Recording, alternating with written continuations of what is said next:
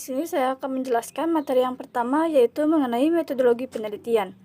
Metodologi berasal dari kata metode, yang artinya cara yang tepat untuk melakukan sesuatu, dan logos yang artinya ilmu atau pengetahuan. Jadi, metodologi artinya cara melakukan sesuatu dan menggunakan pikiran secara seksama untuk mencapai suatu tujuan. Sedangkan penelitian adalah suatu kegiatan untuk mencari, mencatat, merumuskan, dan menganalisis sampai menyusun laporannya. Nah, metodologi penelitian terdiri dari kata metodologi, yang berarti ilmu tentang jalan yang ditempuh untuk memperoleh pemahaman tentang sasaran yang telah ditetapkan sebelumnya. Sejalan dengan makna penelitian tersebut, penelitian juga dapat diartikan sebagai usaha atau kegiatan yang mempersyaratkan keseksamaan atau kecermatan dalam memahami kenyataan sejauh mungkin sebagaimana sasaran itu adanya. Jadi, metodologi penelitian adalah ilmu mengenai jalan yang dilewati untuk mencapai pemahaman. Jalan tersebut harus ditetapkan secara bertanggung jawab, ilmiah, dan data yang dicari untuk membangun atau memperoleh pemahaman harus melalui syarat ketelitian, artinya harus dipercaya kebenarannya. Nah, materi yang kedua yaitu mengenai pendekatan penelitian. Pendekatan penelitian adalah keseluruhan cara atau kegiatan dalam suatu penelitian yang dimulai dari perumusan masalah sampai pembuatan kesimpulan. Pendekatan penelitian ada dua macam, yaitu pendekatan kualitatif dan pendekatan kuantitatif. Materi yang ketiga yaitu mengenai macam-macam penelitian. Yang pertama, penelitian kuantitatif. Penelitian kuantitatif adalah penelitian yang datanya berupa angka. Data dalam penelitian kuantitatif berupa angka karena objek penelitiannya atau tema dari penelitian itu sendiri dapat diukur. Hal yang diteliti di dalam penelitian kuantitatif dikenal dengan istilah variabel. Tujuan penelitian kuantitatif adalah mengembangkan dan menggunakan model-model sistematis, teori-teori atau hipotesis yang berkaitan dengan fenomena alam. Sedangkan manfaat penelitian kuantitatif itu sendiri adalah untuk melihat validitas, kredibilitas, dan keabsahan sesuatu yang ingin diukur. Nah, di sini ada ciri-ciri penelitian kuantitatif. Yang pertama, penelitian kuantitatif di mana permasalahan penelitiannya untuk menanyakan tentang tingkat pengaruh atau keeratan hubungan antara dua variabel atau lebih. Yang kedua, penelitian kuantitatif memfungsikan teori sebagai titik tolak menemukan konsep yang ada terdapat dalam teori tersebut. Itulah yang kemudian dijadikan variabel. Nah, yang ketiga, penelitian kuantitatif dilakukan untuk mengukur satu atau lebih variabel. Penelitian di mana lebih dari itu penelitian kuantitatif dilakukan untuk mengukur hubungan atau koreksi pengaruh antara dua variabel atau lebih. Yang keempat, penelitian kuantitatif penentu ukuran jumlah responden atau sampel dengan menggunakan presentase, rumus, serta tabel populasi sampel yang sebagai penerapan prinsip keterwakilan. Yang kelima, penelitian kuantitatif di mana menggunakan perspektif etik, yaitu data yang dikumpulkan dibatasi atau ditentukan oleh peneliti. Dalam hal ini, pilihan indikator atau atribut variabel baik jumlah maupun jenisnya. Nah, penelitian yang kedua yaitu penelitian kualitatif. Penelitian kualitatif adalah penelitian yang bersifat deskriptif dan cenderung menggunakan analisis, proses, dan makna atau perspektif subjek. Lebih ditonjolkan dalam penelitian kualitatif, yaitu landasan teori dimanfaatkan sebagai pemandu agar fokus penelitian sesuai dengan fakta di lapangan. Tujuan dan manfaat penelitian kualitatif adalah untuk menjelaskan suatu fenomena dengan sedalam-dalamnya, dengan cara pengumpulan data yang sedalam-dalamnya pula, yang menunjukkan pentingnya kedalaman dan detail suatu data yang diteliti. Ciri-ciri penelitian kualitatif. Yang pertama, data yang dikumpulkan dalam kondisi asli atau alamiah. Yang kedua, penelitian berperan sebagai alat peneliti. Artinya, peneliti merupakan alat utama pengumpul data sebagai pengamat wawancara. Yang ketiga, data sebisa mungkin dikumpulkan secara deskriptif, yang kemudian ditulis dalam bentuk laporan. Yang keempat, penelitian kualitatif lebih mementingkan proses daripada hasil. Yang kelima, latar belakang tingkah laku atau perbuatan dicari maknanya. Yang keenam, menggunakan metode tringulasi metode atau tringulasi data. Yang ketujuh, mementingkan rincian kontekstual. Yang ketiga yaitu penelitian R&D. Nah, penelitian R&D adalah metode penelitian yang digunakan untuk menghasilkan produk tertentu dan menguji keefektifan produk tersebut. Tujuan dan manfaat penelitian R&D yaitu mampu menghasilkan suatu produk atau model yang memiliki nilai validitas tinggi karena produk tersebut dihasilkan melalui serangkaian uji coba di lapangan dan validitas oleh ahli. Ciri-ciri penelitian R&D yang pertama, ada pembelajaran dari hasil penelitian untuk dikembangkan. Yang kedua, adanya pengembangan basis produk berdasarkan temuan. Yang ketiga, ada uji ahli serta uji coba lapangan dalam ruang lingkup terbatas. Yang keempat, ada revisi untuk memperbaiki kekurangan. Penelitian yang keempat yaitu penelitian tindakan kelas. Nah, penelitian tindakan kelas merupakan pengembangan dari penelitian tindakan. Penelitian tindakan dikembangkan dengan tujuan untuk mencari penyelesaian terhadap masalah sosial. Penelitian tindakan diawali dengan kajian terhadap suatu masalah secara sistematis. Hasil kajian ini dijadikan dasar untuk menyusun suatu rencana kerja atau tindakan sebagai upaya untuk mengatasi masalah tersebut. Kegiatan berikutnya adalah melaksanakan tindakan dilanjutkan dengan observasi dan evaluasi. Hasil observasi dan evaluasi digunakan sebagai masukan melakukan refleksi atas apa yang terjadi pada saat pelaksanaan tindakan.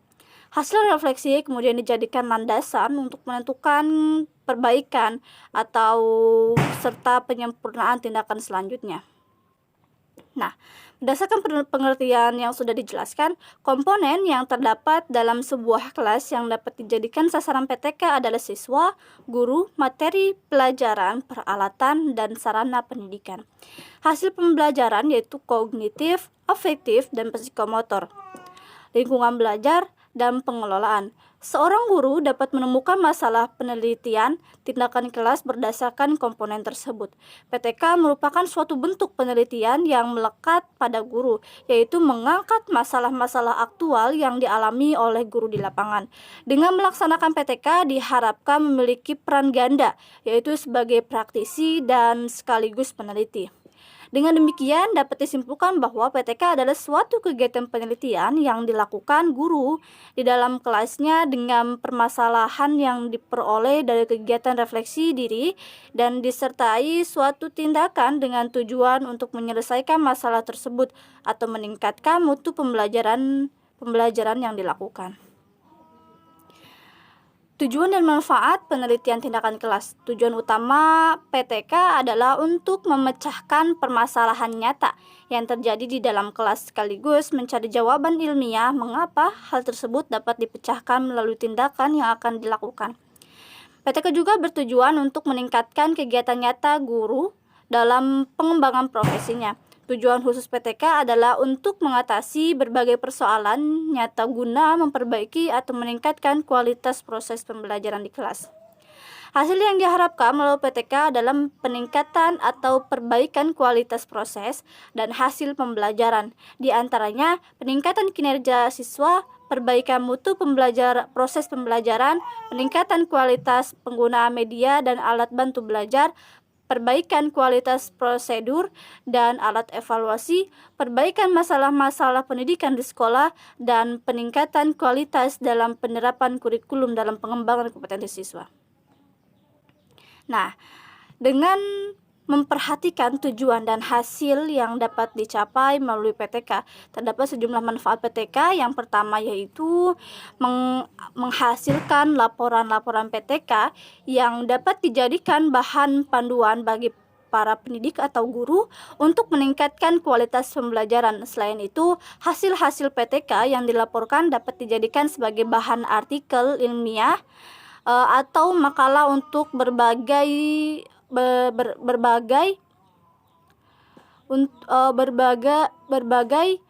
kepentingan, antara lain dijadikan dalam forum ilmiah dan dimuat di jurnal ilmiah. Yang kedua, untuk menumbuh kembangkan kebiasaan, budaya, atau tradisi meneliti dan menulis artikel ilmiah di kalangan pendidik. Hal ini ikut mendukung profesionalisme dan karir pendidik. Yang ketiga, mewujudkan kerjasama, kolaborasi, atau sinergi antar pendidik dalam satu sekolah atau beberapa sekolah untuk bekerja sama memecahkan masalah dalam pembelajaran dan meningkatkan mutu pembelajaran. Yang keempat yaitu meningkatkan kemampuan pendidik dalam upaya menjabarkan kurikulum atau program pembelajaran sesuai dengan tuntutan dan konteks lokal, sekolah, dan kelas. Hal ini turut memperkuat relevansi pembelajaran bagi kebutuhan peserta didik. Yang kelima, memupuk dan meningkatkan keterlibatan, kegairahan, ketertarikan, kenyamanan, dan kesenangan siswa dalam mengikuti proses pembelajaran di kelas. Di samping itu, hasil pembelajaran siswa pun dapat meningkat. Yang keenam, mendorong terwujudnya proses pembelajaran yang menarik, menantang, nyaman, menyenangkan, serta melibatkan siswa karena strategi, metode, teknik, atau media yang digunakan dalam pembelajaran demikian bervariasi dan dipilih secara sungguh-sungguh. Nah, yaitu ada pola penelitian tindakan kelas. Pola pelaksanaan PTK adalah cara atau teknik pelaksanaan PTK yang dapat dijadikan rujukan dan penyelenggaraan PTK sesuai dengan model PTK yang dipilih dengan mempertimbangkan kondisi peneliti dan sumber daya yang tersedia. Terdapat beberapa pola pelaksanaan PTK, yakni PTK guru peneliti, PTK pola kolaborasi, dan PTK simultan terintegrasi. Penelitian ini menggunakan PTK pola kolaborasi. PTK pola ini biasanya inisiatif untuk melakukan PTK bukan dari guru, akan tetapi pihak luar yang berkeinginan untuk memecahkan masalah pembelajaran. PTK kolaborasi adalah PTK yang dilaksanakan dengan adanya kolaborasi antara praktisi, guru, kepala sekolah, teman sejawat, dan yang lainnya, dan peneliti, dosen, dan mahasiswa. Dalam pemahaman kesepakatan tentang permasalahan, pengambilan keputusan yang akhirnya melahirkan kebersamaan tindakan atau action. Nah, PTK pola kolaborasi yang digunakan adalah kerjasama atau kolaborasi dengan teman sejawat. Artinya peneliti dan teman sejawat masing-masing mempunyai peranan dan tanggung jawab yang paling membutuhkan dan saling melengkapi untuk mencapai tujuan. Pihak yang melakukan tindakan adalah peneliti sebagai guru, sedangkan yang diminta melakukan pengamatan terhadap berlangsungnya tindakan adalah teman sejawat. Kerjasama atau kolaborasi dalam PTK memang sangat penting karena melalui kerjasama tersebut dapat menggali dan mengkaji permasalahan nyata yang dihadapi guru atau peserta didik di madrasah. Selain itu, peran kerjasama kolaborasi sangat membantu terutama pada kegiatan pada mendiagnosis masalah, menyusun usulan, melaksanakan penelitian, dan menyusun laporan akhir. Nah, di sini ada langkah-langkah penelitian tindakan kelas. Yang pertama, penetapan fokus masalah.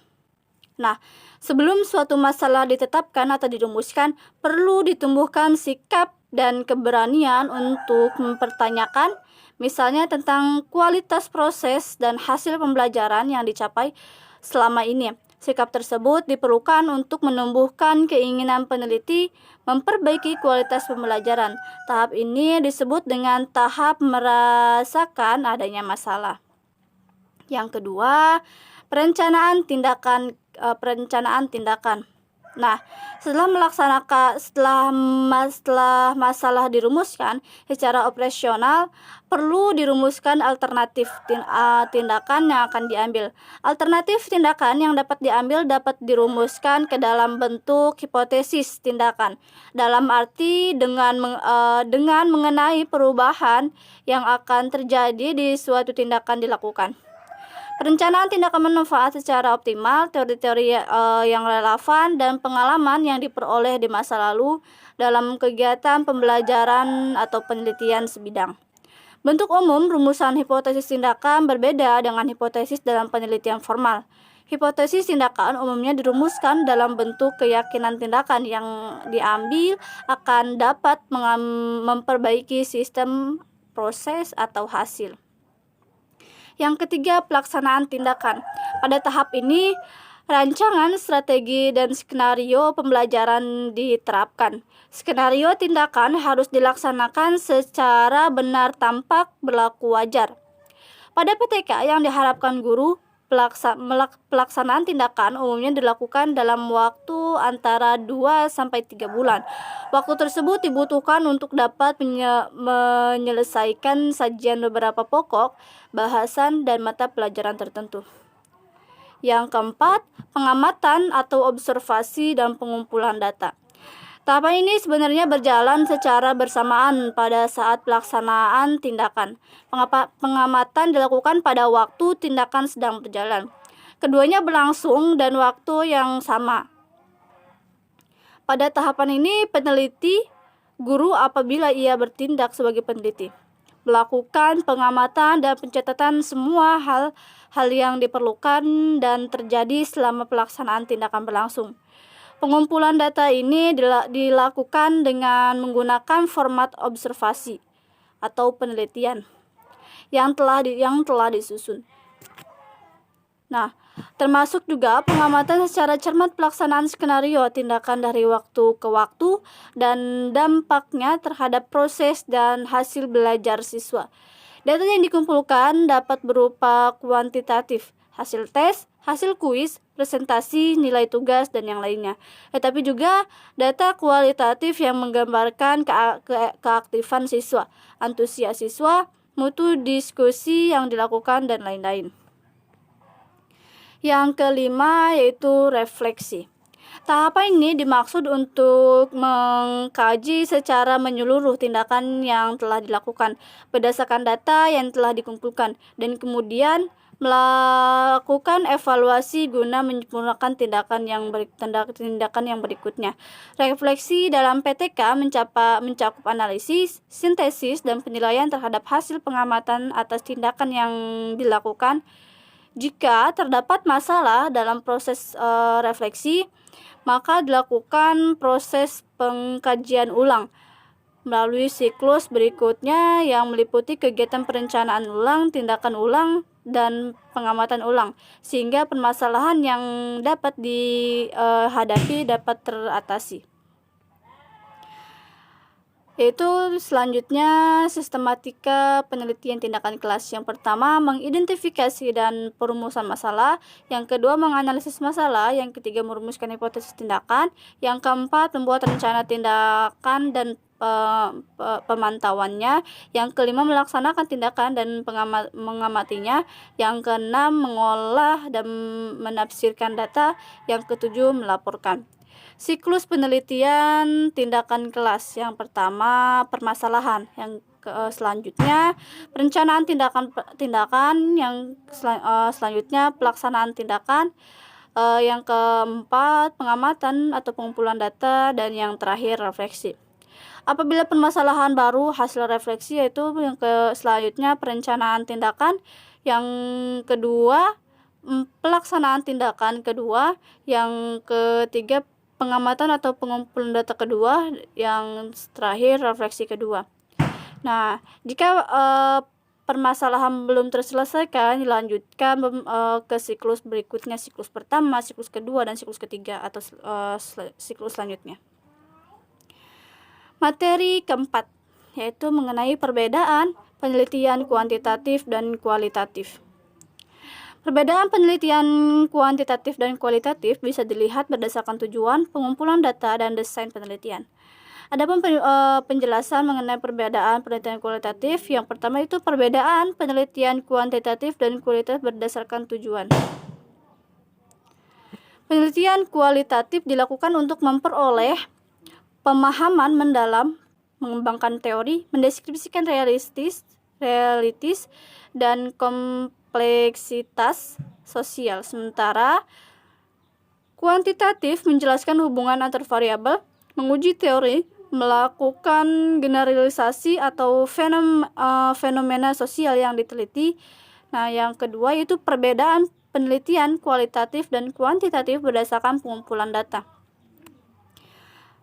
Penelitian kualitatif lebih berfokus pada sesuatu yang tidak bisa diukur oleh hitam putih kebenaran, sehingga pada penelitian kualitatif, peneliti mengorek data sedalam-dalamnya atas hal-hal tertentu, sehingga kualitas penelitian kualitatif tidak selalu ditentukan oleh banyaknya narasumber yang terlibat, tetapi seberapa dalam peneliti menggali informasi spesifik dari narasumber yang dipilih. Sedangkan penelitian kuantitatif dilakukan dengan menggunakan serangkaian instrumen penelitian berupa tes atau kuesioner. Data yang terkumpul kemudian dikonversikan menggunakan kategori atau kriteria yang sudah ditetapkan sebelumnya. Kualitas penelitian kuantitatif ditentukan oleh banyaknya responden penelitian yang terlibat. Yang ketiga, perbedaan penelitian kualitatif dan kuantitatif berdasarkan desain penelitian. Penelitian kualitatif bersifat umum, fleksibel, dan dinamis. Penelitian kualitatif sendiri dapat berkembang selama proses penelitian berlangsung. Sedangkan penelitian kuantitatif memiliki sifat yang khusus, terperinci, dan statis. Alur dari penelitian kuantitatif sendiri sudah direncanakan sejak awal dan tidak dapat dirubah lagi. Baik, selanjutnya yaitu materi yang kelima, yaitu mengenai variabel penelitian. Menurut YWBES yang disunting oleh Sanpia Faisal, yang disebut variabel penelitian adalah kondisi-kondisi atau serenteristik yang oleh peneliti dimanipulasikan, dikontrol, dan diobservasi dalam suatu penelitian. Sedangkan menurut Dirjen Dikti Depdikbud menjelaskan bahwa yang dimaksud dengan variabel penelitian adalah segala sesuatu yang akan menjadi objek pengamatan penelitian. Dari kedua pengertian tersebut dapat dijelaskan bahwa variabel penelitian itu meliputi faktor-faktor yang berperan dalam peristiwa atau gejala yang akan diteliti. Variabel penelitian ditentukan oleh landasan teoritisnya dan kejelasannya ditegaskan oleh hipotesis penelitian. Oleh karena itu, apabila landasan teoritis suatu penelitian berbeda, akan berbeda pula variabelnya. Pada dasarnya, banyak variabel sangat tergantung oleh sederhana atau runtut penelitiannya. Semakin sederhana rancangan penelitian, maka akan semakin sederhana pula variabelnya dan sebaliknya. Macam-macam variabel. Yang pertama yaitu menurut fungsinya variabel dapat dibedakan. Yang pertama, variabel bebas. Nah, variabel bebas atau independen adalah kondisi-kondisi atau karakteristik yang oleh peneliti dimanipulasi dalam rangka untuk menerangkan hubungannya dengan fenomena yang diobservasi. Karena fungsi variabel ini sering disebut variabel pengaruh, sebab berfungsi mempengaruhi variabel lain. Jadi secara bebas berpengaruh terhadap variabel lain. Yang kedua, variabel terikat. Variabel terikat atau dependent, yaitu kondisi atau karakteristik berubah atau muncul ketika penelitian mengintroduksi, mengubah, atau mengganti variabel bebas. Menurut fungsinya, variabel ini dipengaruhi oleh variabel lain, karenanya juga sering disebut variabel yang dipengaruhi atau terpengaruhi. Yang ketiga, Yang ketiga, variabel intervening. Variabel intervening yaitu variabel yang berfungsi menghubungkan variabel satu dengan variabel yang lain. Hubungan itu dapat menyangkut sebab akibat atau hubungan pengaruh dan terpengaruh. Variabel yang kelima yaitu variabel moderator. Variabel moderator ya variabel yang karena fungsinya ikut mempengaruhi variabel tergantung serta memperjelas hubungan bebas dengan variabel tergantung. Nah, yang kelima yaitu variabel kendali. Variabel kendali adalah variabel yang membatasi atau mewarnai variabel moderator. Variabel ini berfungsi sebagai kontrol terhadap variabel lain, terutama yang berkaitan dengan variabel moderator. Yang keenam, variabel rambang. Variabel rambang yaitu variabel yang fungsinya dapat diabaikan atau pengaruhnya terhadap variabel bebas maupun variabel tergantung hampir tidak diperhatikan. Selanjutnya yaitu variabel menurut datanya. Variabel dapat dibedakan berdasarkan data yang diharapkan terkumpul. Yang pertama, data nominal. Variabel nominal adalah variabel yang bersifat diskrit dan saling pisah antara kategori satu dengan yang lain. Yang kedua, data ordinal. Variabel ordinal ya variabel yang disusun berdasarkan tingkat atau ranking yang berurutan. Yang ketiga yaitu data interval. Nah, variabel interval adalah variabel yang dihasilkan dari pengukuran, di mana dalam pengukuran tersebut diasumsikan terhadap satuan pengukuran yang sama. Yang keempat, data rasio. Variabel rasio ialah variabel yang dalam kuantifikasinya hanya mempunyai nilai nol mutlak. Sesungguhnya yang dikemukakan di dalam inti penelitian ilmiah adalah mencari hubungan antara berbagai variabel. Hubungan yang paling dasar adalah hubungan antara dua variabel bebas dan variabel terikat atau tergantung. Nah, selanjutnya yaitu materi yang keenam, yaitu mengenai populasi dan sampel. Yang pertama, populasi. Nah, populasi adalah keseluruhan objek penelitian, baik terdiri dari benda yang nyata, abstrak, peristiwa, ataupun gejala yang merupakan sumber dan memiliki karakter tertentu dan sama. Nah, di sini ada beberapa populasi yang dikelompokkan. Yang pertama itu populasi berdasarkan jumlah. Yang pertama, populasi terbatas atau populasi terhingga, yaitu populasi yang dinyatakan dengan angka, diberikan batasan secara kuantitatif. Yang kedua, populasi tak terbatas atau populasi tak terhingga, yaitu populasi yang tidak dapat ditentukan batas-batasnya secara kuantitatif, atau apabila diminta keterangan lebih lanjut tentang jumlahnya yang pasti tidak dapat menjawab saat itu juga. Walaupun demikian tetap mempunyai karakter sama atau tertentu. Nah, yang kedua yaitu populasi berdasarkan atas keturunan dan populasi terbatas tetapi dengan ruang lingkup yang lebih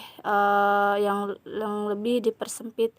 Yang pertama itu populasi teoritis, yaitu populasi yang diturunkan dari populasi terbatas, memungkinkan hasil penelitian berlaku untuk lingkungan populasi yang lebih luas. Yang kedua yaitu populasi tersedia. Nah, itu populasi turunan dari populasi teoritis yang akan dilakukan penelitian dengan mempertimbangkan jumlah dana, waktu, dan tenaga yang tersedia dengan memperhatikan karakteristik yang telah ditentukan pada populasi teoritis. Nah, yang ketiga yang itu populasi berdasarkan atas variasi unsur bentuk sumber data. Yang pertama, populasi bersifat homogen, yaitu populasi di mana sumber datanya yang unsur-unsur pembentukannya memiliki sifat-sifat yang sama. Populasi semacam ini banyak dijumpai dalam bidang ilmu teknik. Nah, yang kedua yaitu populasi bersifat heterogen, yaitu populasi di mana pembentuk sumber data yang unsurnya memiliki sifat-sifat atau keadaan yang bervariasi, sehingga perlu ditetapkan lebih lanjut batas-batasnya baik secara kualitatif maupun kuantitatif. Semua penelitian di bidang sosial atau yang objeknya manusia atau gejala kehidupan selalu berhadapan dengan populasi bersifat heterogen. Dalam menghadapi hal yang demikian akan terjadi atau timbul permasalahan dalam pengambilan sampel. Populasi yang secara kuantitatif jumlahnya cukup besar sering tidak mungkin untuk dijangkau seluruhnya. Kendalanya antara lain yaitu terbatasnya dana, waktu, dan tenaga yang di sampingnya hasil belum tentu objektif. Keadaan seperti ini yang mengharuskan dari sejumlah populasi diterapkan sejumlah sampel. Suatu penelitian yang objeknya atau populasinya kecil sehingga sangat memungkinkan dilakukan penelitian untuk semua objek. Apabila hal ini dapat dilakukan, maka dikenal dengan penelitian populasi atau penelitian dengan sampel total. Apabila jumlah populasi cukup besar dan penelitian dilakukan pada seluruh populasi, maka penelitian ini disebut dengan sensus. Nah, materi yang kedua yaitu mengenai sampel. Nah, sampel adalah sebagian dari populasi yang memiliki sifat-sifat yang sama dari objek yang merupakan sumber data. Nah, di sini beberapa hal yang harus diketahui sehubungan dengan sampel. Yang pertama yaitu sifat-sifat yang harus dimiliki oleh sampel. Mempunyai sifat yang memiliki populasi. Apabila populasi dicarikan oleh warna, dimensi, dan kekerasan bahan, maka sampel juga dicirikan oleh hal yang sama. Yang kedua, mewakili dari populasi.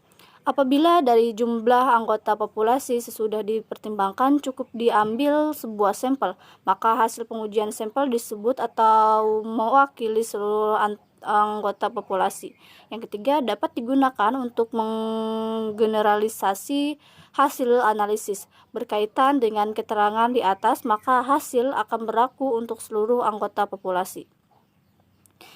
Nah, yang kedua itu tujuan pengambilan sampel, yaitu untuk mereduksi jumlah objek yang akan diteliti. Hal ini akan lebih bermanfaat apabila cara penggunaan objek dilakukan hingga rusak.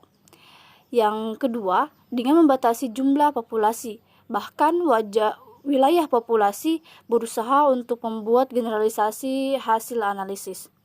Yang ketiga, berusaha untuk mempersingkat waktu, memperkecil dana ataupun tenaga. Yang ketiga yaitu tahapan menentukan sampel. Tahapan ini perlu dicermati dengan seksama karena pengambilan sampel yang keliru mengakibatkan hasil penelitian akan bias atau tidak valid. Nah, yang pertama tahapannya yaitu menentukan populasi terlebih dahulu. Jangan dibalik menentukan jumlah sampel baru kemudian menentukan populasi. Yang kedua, membatasi luas populasi dengan menegaskan karakteristik populasi teoritis dengan cara melakukan identitas dan intensitasasi terhadap sifat-sifat populasi sebagai ruang lingkup dalam usaha melakukan generalisasi. Perlu diperhatikan sekali lagi bahwa pengambilan sampel yang salah akan menyebabkan hasil penelitian yang bias. Nah, selanjutnya yaitu besaran sampel. Didasari bersama bahwa suatu sampel yang baik harus memenuhi syarat baik ukuran atau besar memadai untuk meyakinkan kestabilan ciri-ciri populasi. Beberapa jumlah besar sampel yang sangat memadai tergantung pada sifat populasi dan ujian penelitian. Nah, yang selanjutnya itu teknik sampling. Pada dasarnya ada dua macam teknik sampling, yaitu teknik random sampling dan non-random sampling. Dalam tulisan ini akan dijelaskan secara singkat keduanya untuk memberikan petunjuk praktis bagi para pembaca untuk melaksanakan penelitian sampling. Seperti yang dijelaskan oleh Profesor Sutrisno HDMA. Yang enam, teknik random sampling. Teknik random sampling adalah teknik pengambilan sampel di mana semua individu dalam populasi baik secara sendiri-sendiri atau bersama-sama diberi kesempatan yang sama untuk dipilih menjadi anggota sampel. Yang kedua yaitu teknik non-random sampling. Teknik random sampling adalah cara pengambilan sampel yang tidak sama anggota populasi, diberikan kesempatan untuk dipilih menjadi sampel. Macam-macam teknik non-random sampling. Yang pertama ada proportional sampling, yang kedua ada teknik stratified sampling, yang ketiga ada teknik purposive sampling, yang keempat teknik quota sampling, yang kelima teknik double sampling, yang keenam teknik area probability sampling, yang ketujuh ada teknik cluster sampling. Nah, perlu dicatat bahwa dalam suatu penelitian orang boleh menggunakan teknik kombinasi. Misalnya untuk menentukan subjek penelitian digunakan teknik area probability sampling. Sedang dalam menentukan objeknya digunakan teknik random. Maka teknik samplingnya menjadi area probability random sampling. Nah, baik. Materi selanjutnya yaitu materi yang ketujuh, yaitu mengenai teknik pengumpulan data. Nah, teknik pengumpulan data adalah cara yang digunakan oleh peneliti dalam mengumpulkan data penelitiannya. Contoh teknik pengumpulan data ialah angket, wawancara, pengamatan atau observasi, tes, dan dokumentasi. Instrumen pengumpulan data ialah alat atau fasilitas yang digunakan oleh peneliti dalam mengumpulkan data agar pekerjaannya lebih mudah dan hasilnya baik dalam arti cermat, lengkap, dan sistematis sehingga lebih mudah diolah. Variasi jenis instrumen pengumpulan data adalah angket, checklist, pedoman wawancara, dan pedoman pengamatan. Pemilihan teknik dan instrumen pengumpulan data sangat ditentukan oleh tenaga peneliti dan teknik yang akan digunakan untuk mengolah data bila data sudah terkumpul. Instrumen pengumpulan data. Setelah menentukan desain penelitian, langkah selanjutnya dalam pelaksanaan penelitian adalah membuat atau menetapkan instrumen penelitian. Dalam menentukan jenis instrumen yang akan digunakan, seorang peneliti harus mempertimbangkan beberapa keadaan seperti halnya jenis variabel yang hendak diukur, jumlah sampel penelitian, lokasi responden, ada tidaknya staf peneliti yang terlatih, dan dana dan waktu yang tersedia, serta metode pengumpulan data yang dipilih. Instrumen penelitian merupakan alat yang digunakan untuk mengukur variabel dalam rangka mengumpulkan data. Menurut jenis variabel yang akan diukur, secara garis besar dapat dibedakan menjadi dua jenis instrumen. Yang pertama yaitu instrumen untuk mengukur variabel dengan skala nominal dan ordinal. Yang kedua, instrumen untuk mengukur skala interval dan rasio. Menurut metode pengumpulan data, instrumen penelitian dapat dibedakan, yaitu yang pertama menjadi alat untuk melakukan observasi, mengumpulkan data melalui dokumentasi, wawancara, angket, yang terakhir yaitu mengumpulkan data kuantitatif.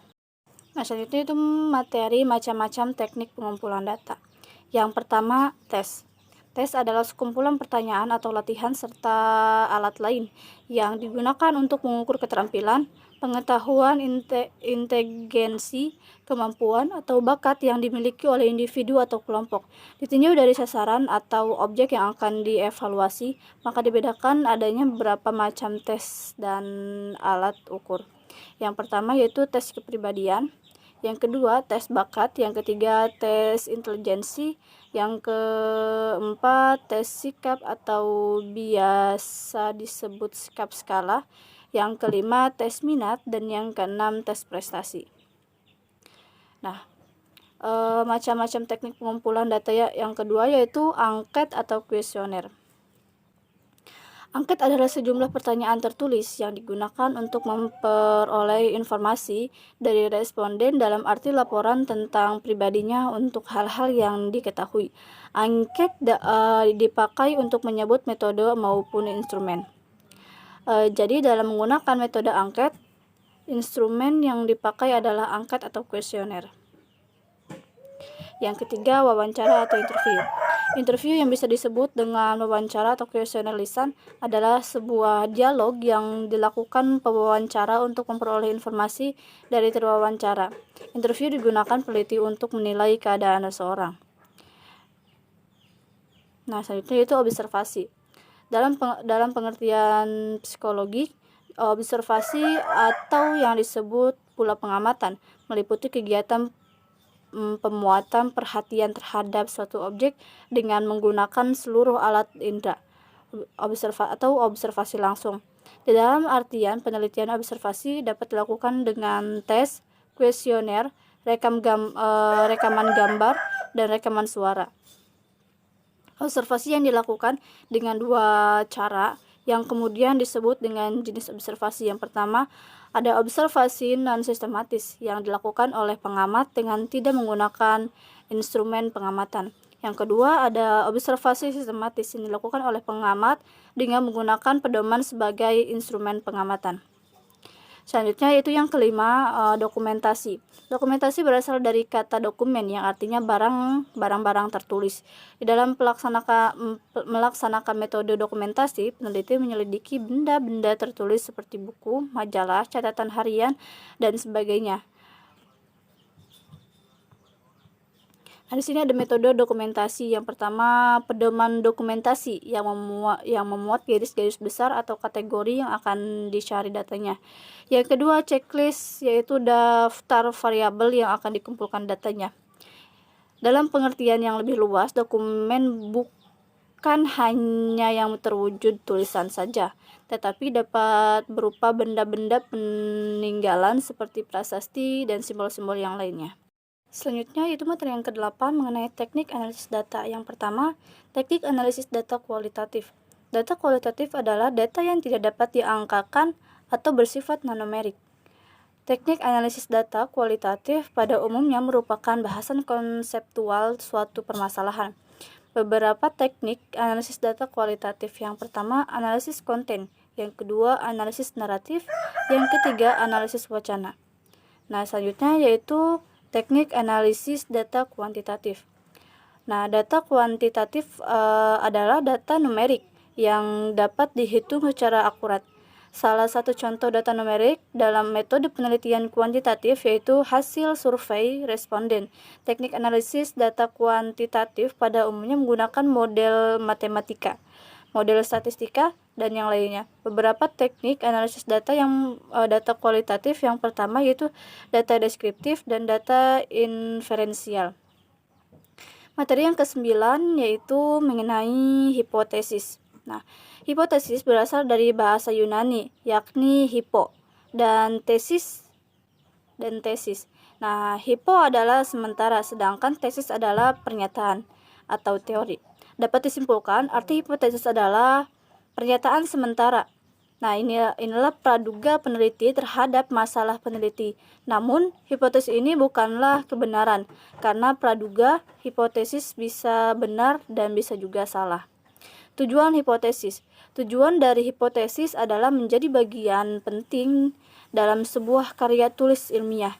Kegunaannya yang pertama, memberikan penjelasan sementara tentang gejala. Yang kedua, memudahkan perluasan pengetahuan dalam bidang tertentu.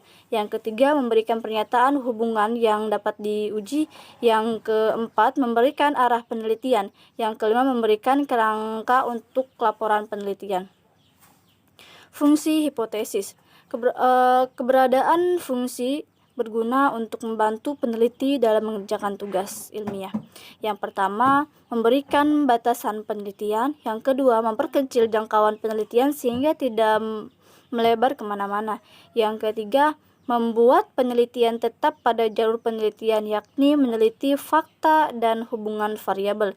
Yang keempat, memfokuskan penelitian. Yang kelima, memandu peneliti dalam pengujian dan penyesuaian antar fakta. Selanjutnya itu jenis-jenis hipotesis. Yang pertama, hipotesis nihil menyatakan bahwa tidak ada hubungan antara dua variabel. Yang kedua, hipotesis alternatif menyatakan bahwa adanya hubungan antara dua variabel. Yang ketiga, hipotesis deskriptif berisi dugaan-dugaan sementara dari masalah deskriptif yang berhubungan dengan variabel tunggal. Nah, yang keempat yaitu variabel asosiatif berisi dengan dugaan atau jawaban sementara atas hubungan dua variabel atau lebih. Nah, yang kelima, hipotesis statistik memberikan pernyataan matematis tentang populasi yang diteliti. Hipotesis ini dinyatakan dalam simbol-simbol matematika. Jadi, pernyataan mengenai hubungan variabel digambarkan dalam simbol matematika. Yang ketujuh yaitu hipotesis penelitian. Hipotesis ini juga dikenal dengan hipotesis substantif. Karena hipotesis ini berisi pernyataan mengenai relasi dua variabel atau lebih.